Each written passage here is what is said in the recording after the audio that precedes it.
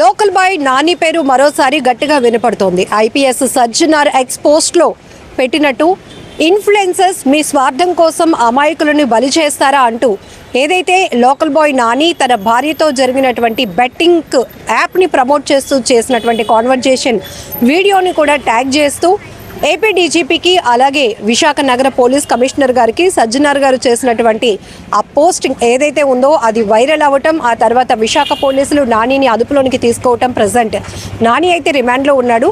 పలు సెక్షన్స్ కూడా ఆయన పైన ఫైల్ చేయడం జరిగింది. గాజువాకకు చెందినటువంటి ఒక యువకుడు ఇచ్చినటువంటి కంప్లైంట్ కూడా బేస్ చేసుకొని నానిని అరెస్ట్ చేస్తున్నట్లుగా ఇన్ఫర్మేషన్ ఉంది. అసలు లోకల్ బాయ్ నాని పైన ఎలాంటి సెక్షన్స్ కింద కేసు ఫైల్ అయింది, తను ఇప్పటికీ స్టిల్ రిమాండ్లో ఉన్నారు, ఏం జరుగుతోంది అసలు లోకల్ బాయ్ నాని అంటే చాలామందికి ఒక డౌట్ ఉంది. బెట్టింగ్ యాప్స్ని చాలామంది సెలబ్రిటీలు ప్రమోట్ చేస్తున్నారు కదా, లోకల్ బాయ్ నానినే ఎందుకు పోలీసులు టార్గెట్ చేస్తున్నారు అనే కోణంలో కూడా చాలామంది తమ వాయిస్ రైజ్ చేస్తున్నారు. బట్ ఆ సెక్షన్స్ ఏంటి అని తెలుసుకున్న తర్వాత ఈ కేసు విషయంలో డెప్త్ ఏంటో తెలుస్తోంది. మనతో పాటు పలక శ్రీరామూర్తి గారు ఉన్నారు, అడ్వకేట్, ఆయనతో మాట్లాడదాం. ఇప్పటి వరకు నానినే ఎందుకు అంతలాగా టార్గెట్ చేశారు, రిమాండ్కి పంపించినంత సీరియస్నెస్ ఉందా అంటున్నారు. అసలు ఏ కేసులు ఫైల్, ఎలాంటి సెక్షన్స్ ఫైల్ అయ్యింది? ఆయన్ని అరెస్ట్ చేయడం కరెక్ట్ అండి.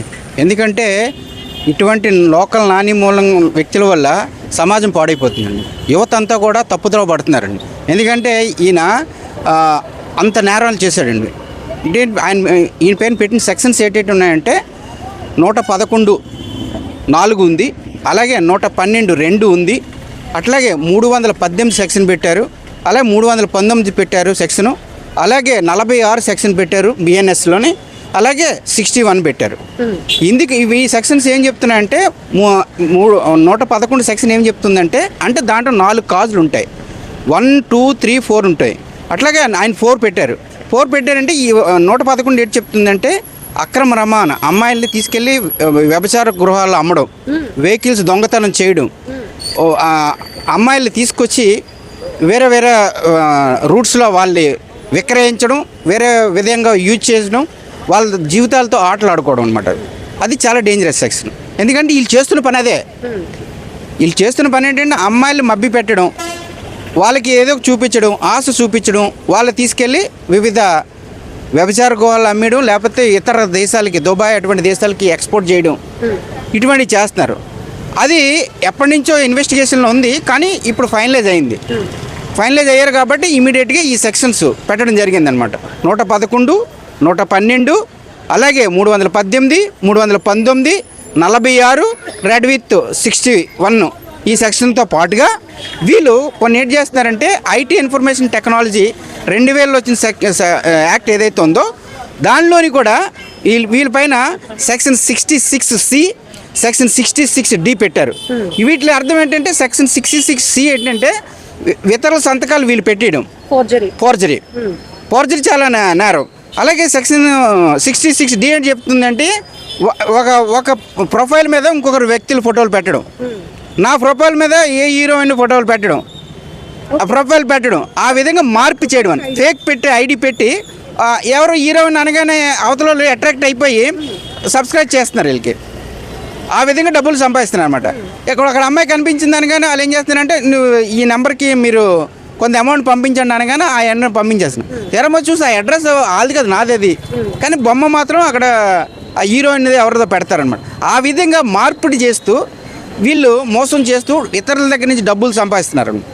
అలాగే ఒక పేద అమ్మాయిల వాటిని చూసి వాళ్ళకి కొన్ని సౌకర్యాలు కల్పించి వాళ్ళు తీసుకెళ్ళి అమ్మాయిలు అమ్మేయడం, విదేశాలు తీసుకెళ్ళి అమ్మేస్తున్నారు. వీళ్ళు బొంబాయి అంటే కలకత్తా లాంటి కొన్ని రెడ్ లైట్ ఏరియాలోనే అక్కడ తీసుకెళ్ళి అమ్మేస్తున్నారు. ఆ విధమైన పనులు చేస్తున్నారు కాబట్టి వీళ్ళపైన ఈ సెక్షన్ పెట్టడం జరిగింది. అలాగే ఇంకో గేమింగ్ యాక్ట్ కూడా ఉంది. వీళ్ళు గేమింగ్ యాక్ట్లో కూడా వీళ్ళకి సెక్షన్ 3 అండ్ సెక్షన్ 4 పెట్టారు.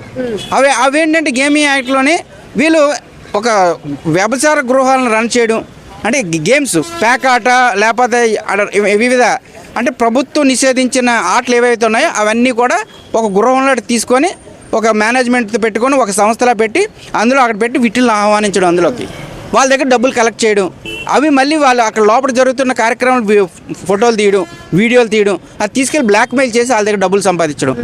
ఇటువంటి అసాంఘిక కార్యక్రమాలన్నీ కూడా వీళ్ళు చేస్తున్నారు. సాధారణమైనటువంటి fisherman local boy Nani alias Vasupalli Nani అంటే టిక్టాక్లు తర్వాత యూట్యూబ్ స్టార్ట్ అయిన తర్వాత తన వీడియోల ద్వారా కంటెంట్ ద్వారా అందరికీ, కానీ ఇలాంటి ఒక పర్సన్ చదువు కూడా లేనటువంటి ఒక వ్యక్తి ఇన్ని చేయగలుగుతున్నాడు అంటే ఈయన ఒక్కరే కాదండి, ఇది ఒక గ్యాంగ్, ఒక టీం ఉంటుంది, దేశవ్యాప్తంగా ఉంది ఈ టీము.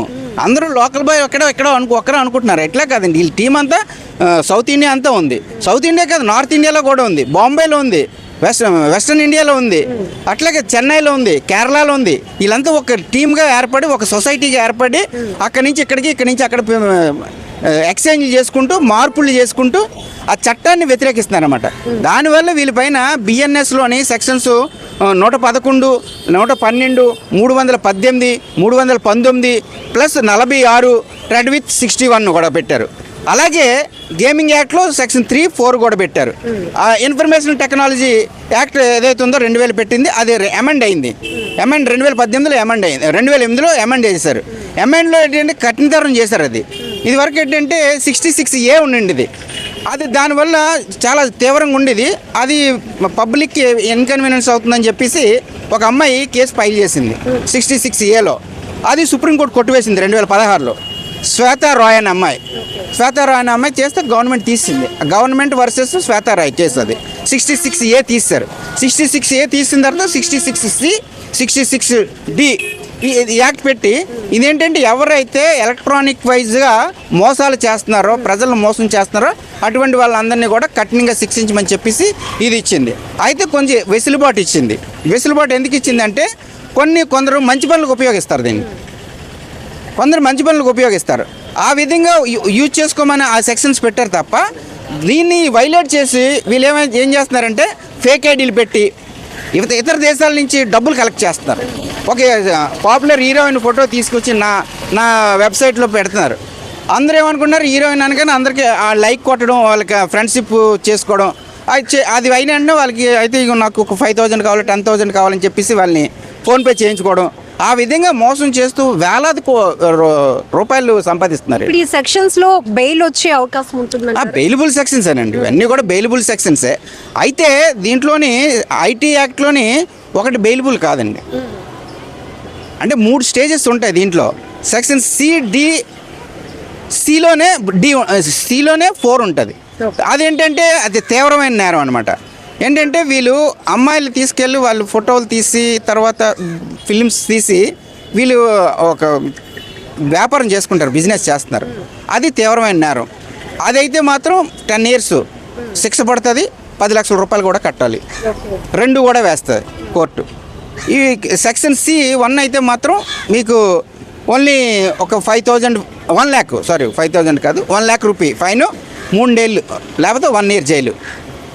గతంలో కూడా హార్బర్ బోటు ప్రమాదంలో నాని పేరు చాలా గట్టిగా వినబడింది. ఆ తర్వాత ఇన్వెస్టిగేషన్లో ఇతను కాదు, ఈ నాని కాదు, వేరే నాని అని అది కూడా అంటే అప్పుడు తర్వాత మళ్ళీ ఇప్పుడు ఈ బెట్టింగ్ యాప్ల వ్యవహారంలో మళ్ళీ నాని పేరు చాలా గట్టిగా వినపడుతోంది. రిమాండ్కి వేయడం, రిమాండ్ ఎప్పటి వరకు అంటే మీకున్న ఇన్ఫర్మేషన్? కోర్టు వచ్చి March 7th వరకు రిమాండ్లో ఉంచమని చెప్పారండి. అయితే వాళ్ళు బెయిల్ పెటిషన్ పెట్టుకున్నారు. బెయిల్ హీరింగ్ మాత్రం 27th ఈ మంత్ ఇచ్చారు. మరి ఆ రోజు అవుతుందో అవదో తెలియదు. మరి రిమాండ్ మాత్రం March 7th వరకు ఇచ్చారు. బెయిల్ వస్తుందని నేనైతే అనుకోవట్లేదండి. ఎందుకంటే బెట్టింగ్ యాప్లు కంటిన్యూ చేయండి. ఎందుకంటే ఇది చాలా తీవ్రమైన నేరం చేశారండి. వీళ్ళ అమ్మాయిలు ఎక్కడి నుంచి తీసుకెళ్ళి ఇతర రాష్ట్రాలు తీసుకెళ్ళి వ్యభిచార కూపర్లో అమ్మేస్తున్నారండి. ఇక్కడ వీళ్ళు చేస్తున్న బిజినెస్ ఇదండి. అది లాస్ట్ టైం ఓన్లీ బోట్ తగలబెట్టింది లేకపోతే టిక్టాక్లు చేసుకుని ఉంటున్నాడు అని అనుకున్నారు తప్ప, కానీ ఈయన చేస్తున్న నేరాల్లో చాలా తీవ్రమైన నేరాలు అనమాట. సంఘ వ్యతిరేక నేరాలు అవి. ఒక అమ్మాయిలు పాడు చేయడం, అమ్మాయిలు తీసుకెళ్ళి అమ్మేయడం, ఇటువంటివి చాలా పెద్ద నేరాలండి. అంటే అలా యువతను పాడు చేస్తూ సమాజాన్ని పాడు చేస్తున్నారండి. ఓ పక్క నాకు నాలెడ్జ్ లేదు, నేను చదువుకోలేదు అని అంటున్నాడు, కానీ చేసే పనులన్నీ కూడా చదువుకున్నాడు కూడా చేయలేని పనులు చేస్తున్నాడు. ఆ విధంగా ఇక్కడ విశాఖపట్నం ప్రశాంతమైన ప్లేస్ని ఒక నరకకోకంగా తయారు చేస్తున్నాడు, ఒక క్రిమినల్ సామ్రాజ్యంగా తయారు చేస్తున్నాడు. సజ్జనార్ గారు చేసినటువంటి పోస్ట్ తర్వాత నాని మరొక పోస్ట్ కూడా పెట్టాడు, ఒక వీడియో రివీల్ చేశాడు. నేను చదువుకోలేదు, నాకు తెలియక ఇలాంటి బెట్టింగ్ యాప్స్ని నేను ప్రమోట్ చేశాను, బట్ సజ్జనార్ గారు చెప్పినటువంటి ఆ హెచ్చరికలతో నేను మారుతున్నాను అని చెప్పేసి, అట్లానే మిగతా ఇన్ఫ్లుయెన్సర్స్ కూడా ఇది చేయొద్దు అని. ఆ మాటలు నమ్మొచ్చు అంటారా? తెలిసి చేశారా, తెలియక చేశారా, ఎట్లా చూడొచ్చు అంటారు? అది ప్రీ ప్లాన్గా చెప్పిందండి. ఇప్పుడు రక్తానికి అలవాటు పడ్డ పులి నేను రక్తం తాగనంటే అది నమ్మశక్యంగా ఉండదండి. వీళ్ళు అంతే, ఒక్కసారి ఒక లగ్జరీకి అలవాటు పడిపోయారు, ఒక నేరాలకు అలవాటు పడిపోయారు, ఇంకా అందులోంచి బయటికి రారండి వీళ్ళు. ఎందుకంటే అది ఈజీ వే మనీ సంపాదించడం, అన్ని సౌకర్యాలు ఉంటాయి. ఏమన్నా మా అయితే జైలు తీసుకెళ్తే ఎలాగ వదిలేస్తారు, ఒక 1 ఇయర్లో బెయిల్ పెట్టుకొని వచ్చేస్తారు. ఆ విధంగా ఆయనకి ఈజీ అయిపోయింది. ఎప్పుడైతే బోట్ ఇన్సిడెంట్లు ఎప్పుడైతే జరిగిందో ఐబీఎస్ కార్పొరేస్ వేసుకున్నాడు, రిలీజ్ అయిపోయాడు. అప్పుడే అరెస్ట్ చేస్తుంటే బాగుండేది, ఇటువంటి జరగకుండా ఉన్నాను. ఎప్పుడైతే ఐబీఎస్ కార్పొరేస్ అప్లై చేసుకొని అది ఫండమెంటల్ రైట్ ఎవరైనా పెట్టుకోవచ్చు, కానీ దానిలో పోలీసు వారు ఇచ్చిన రిపోర్ట్లోని ఈయన పాత్ర తక్కువగా ఉంది, వేరొకరిది ఉందని చెప్పడంతో వాళ్ళకి ఐబీఎస్ కార్పొరేస్ వచ్చింది. కొన్ని ఈడి పాత్ర కూడా ఉందని తెలిసి లోకల్ బాయ్ ఎవరైతే నాని అంటున్నారో ఆయన పాత్ర ఎక్కువ ఉందని తెలిసి ఇమ్మీడియట్గా పోలీస్ ఆఫీసర్ గారు దీని మీద ఇన్వెస్టిగేషన్ టీం పంపించారు. టోటల్ ఇన్ఫర్మేషన్ తీసుకొని ఈయన జైలు పంపించడం జరిగింది. బెట్టింగ్ యాప్స్ ప్రమోట్ చేసే వారి విషయంలో పోలీసులు ఎంత సీరియస్గా ఉన్నారో కోర్టులు కూడా అంతే సీరియస్గా ఉన్నాయని విన్నాం. ఎంతవరకు? కోర్టు ఎప్పుడు సీరియస్గా ఉంటుందండి.